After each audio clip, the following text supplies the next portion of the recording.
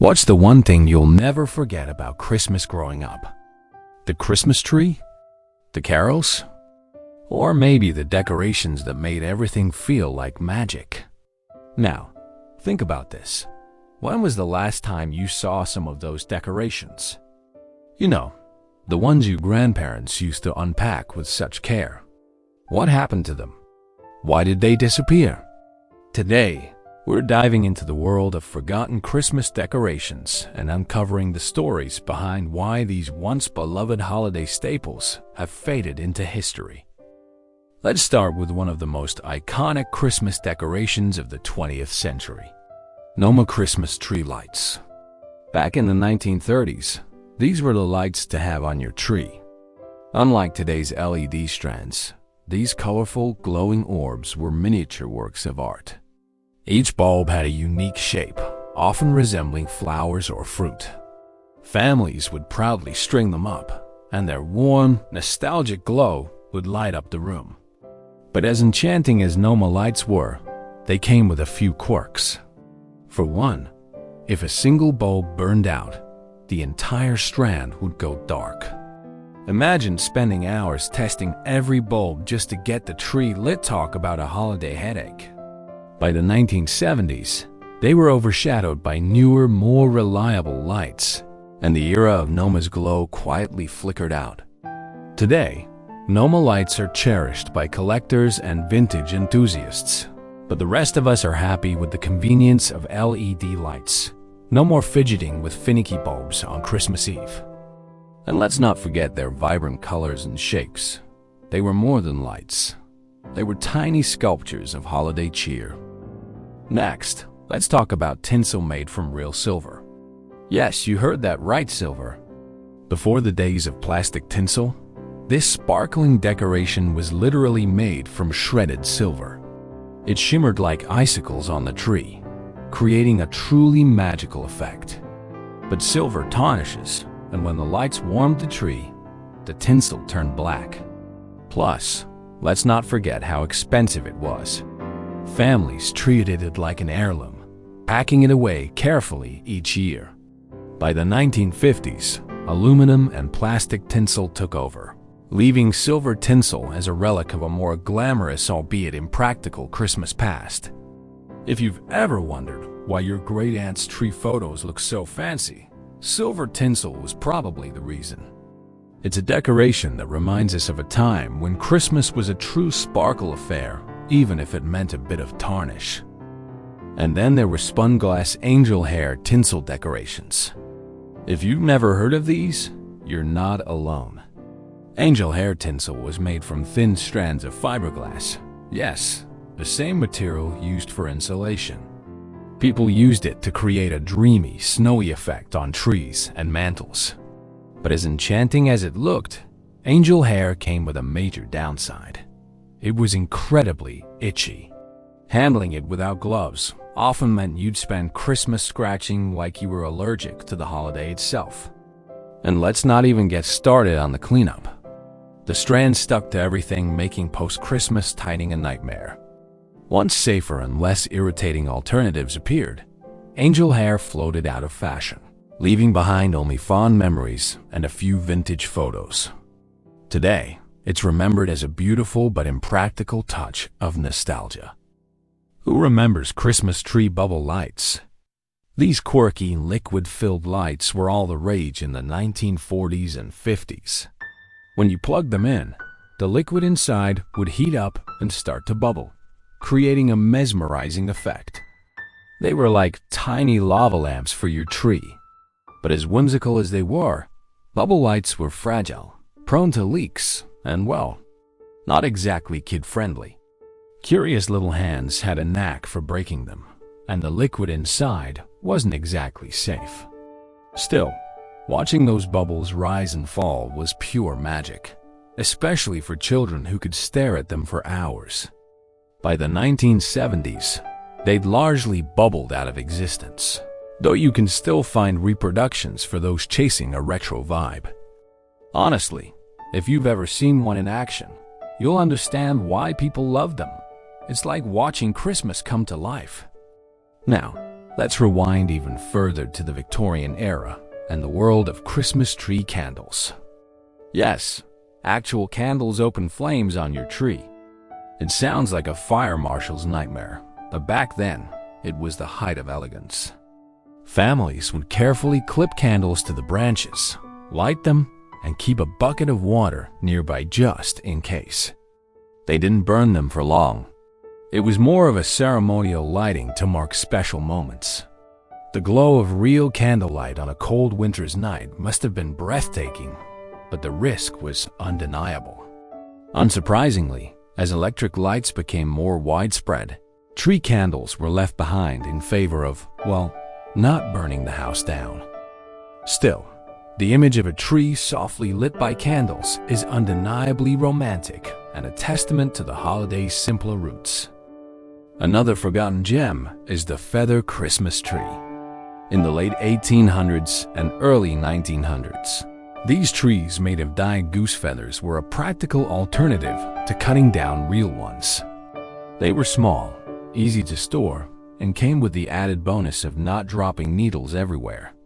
German immigrants brought them to the United States, where they became quite popular.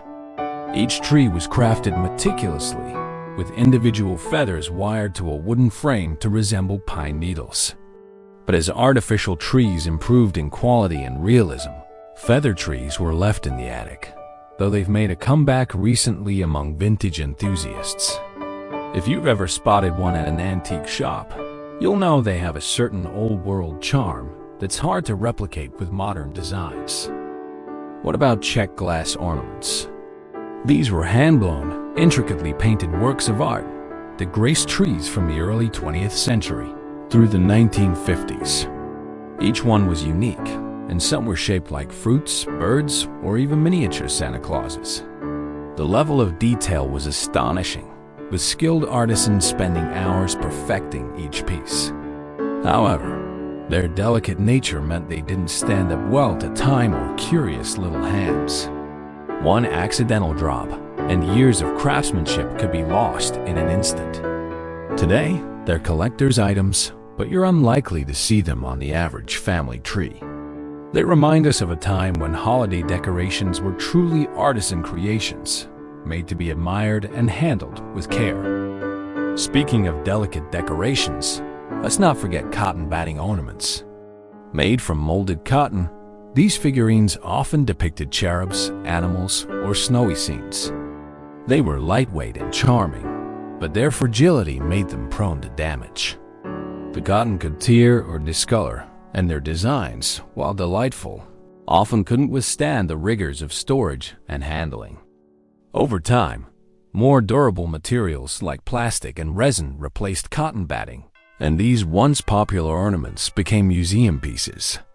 If you've ever seen one up close, you'll appreciate the craftsmanship and wonder how anyone managed to keep them intact through multiple Christmases.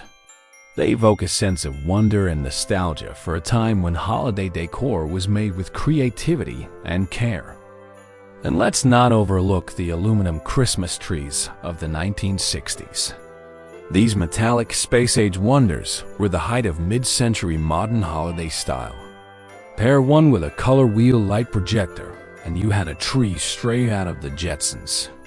Their shiny branches reflected light in all directions, creating a futuristic and festive display.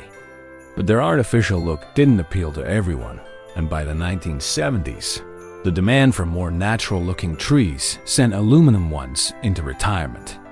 Still, for those who love a retro aesthetic, aluminum trees are making a nostalgic comeback. Just don't expect them to replace your traditional evergreen anytime soon. They're more of a statement piece than a subtle nod to the holidays. For something truly unique, consider popcorn garlands. Stringing popcorn and cranberries was a popular holiday activity in the early 20th century. It was a way to decorate the tree while spending quality time as a family. Children would sit around threading popcorn onto string, creating long garlands to drape over the branches. But let's be honest, popcorn garlands were time-consuming to make, and they didn't store well. Between that and the rise of pre-made decorations, this DIY tradition quietly disappeared. Today, the sight of a popcorn garland evokes a sense of nostalgia and simpler times when families spent hours crafting together. It's a reminder of the value of homemade touches during the holidays. Plastic Christmas villages. These tiny, brightly colored towns were often illuminated from within and placed under the tree or on mantels. Each house, church, or shop was a piece of a whimsical holiday scene that children adored. They were whimsical that their cheap materials didn't age well. Over time, more sophisticated ceramic villages took their place, leaving the plastic ones to gather dust in thrift stores.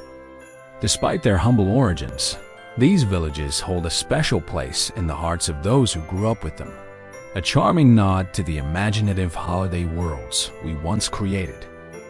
Another blast from the past is the cardboard fireplace. For families without a real fireplace, these cardboard replicas provided a cozy, festive touch and a place for Santa to make his entrance. Often adorned with festive designs, they were charming in their kitschiness, but fragile and temporary. As electric fireplaces became more accessible, the cardboard versions went the way of the dodo. If you've ever seen one in a vintage photo, you'll understand their appeal and their tendency to collapse if you leaned on them a bit too hard. Still, they were a symbol of ingenuity and the desire to create warmth and magic, even without the real thing. And who could forget the candy containers shaped like Christmas ornaments? These hollow ornaments, often shaped like bells or Santas, doubled as containers for candy. Kids loved them, and they added an element of surprise to holiday decorating. Over time, more elaborate advent calendars and candy packaging took their place. Wax figurines. These delicate decorations often depicted angels, animals, or nativity scenes. They were beautiful but impractical. One warm room or stray candle, and they'd start to melt. Families would place them in cooler spots, hoping to preserve them through the season. Unsurprisingly, wax figurines didn't stand the test of time. If you're lucky enough to find one in good condition, you stumbled upon a small miracle of holiday preservation. They're a fragile but charming reminder of the intricate details that once adorned our homes. As we've seen, every one of these forgotten decorations has a story, a glimpse into how people celebrated the holidays in years gone by. While many of these items are no longer part of our Christmas traditions, they remain a nostalgic reminder of the magic of Christmas past. As always, thank you for watching. See you on the next one.